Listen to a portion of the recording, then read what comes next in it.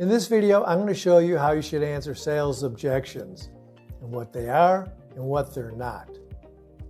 If you like this type of sales content and content that can make you more money and live a better life, please subscribe and ring the notification bell on my channel. A sales objection is not necessarily a customer saying, "No, I'm never going to buy." What a sales objection really is a customer saying, "You haven't provided me enough value for me to make a purchase. You haven't given me enough information to make a purchase. You haven't painted a good enough picture for me to make a buying decision."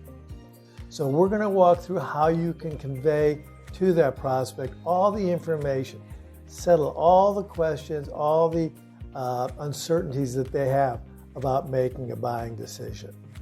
So for example, let's say a customer of yours says, "I think your price is too high." Now there's 3 steps to answering a sales objection. The first one is acknowledge. You must acknowledge that they've made a sales objection or a question to what you're saying. So in our example, if they say, "Bob, your price is just a little too high," don't fight with them. You never win that way. You may win the battle, but you're going to lose the sale. What you say is, "Sounds like price is a big issue for you." Then be quiet for a second. And they'll go on and they'll say, "Yeah, maybe it was more than we had planned to spend," or "Yeah, we don't have the budget for that." So you're acknowledging, you showed them that you were listening to them. You're an active listener. We have other videos about that. And then you say, "Yeah, price is a big concern for most companies." So now what you're doing is you're cushioning their objection. You're once again agreeing with them. So we've acknowledged it, we're cushioning their objection, and the third step in answering any kind of sales objection is to ask questions. Because with your questions, you're going to get to the heart of the matter. You're going to get to the root of what their concerns are. So you could ask any series of questions, but you'll need to keep asking them until they're finally satisfied with your prospect.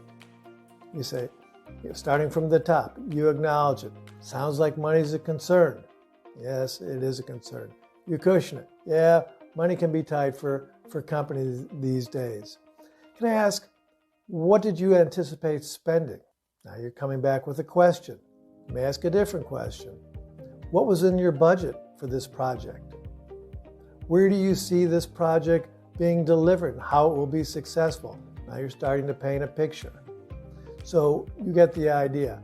We just don't leave an objection out there. We acknowledge it so we show we're a good listener. We care what they have to say. We cushion it because we understand this could be a really big decision for them. Most prospects worry most about making bad decisions and how it's going to hurt their career more than making a good decision. Management expects them to make a good decision.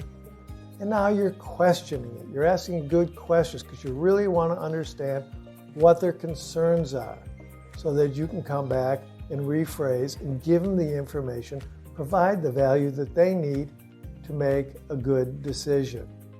So let me summarize. We acknowledge, we cushion, and we ask good questions.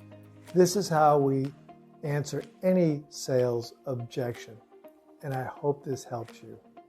If you liked or found value in this video, please like it and leave a comment. I would sure appreciate it. Thank you very much.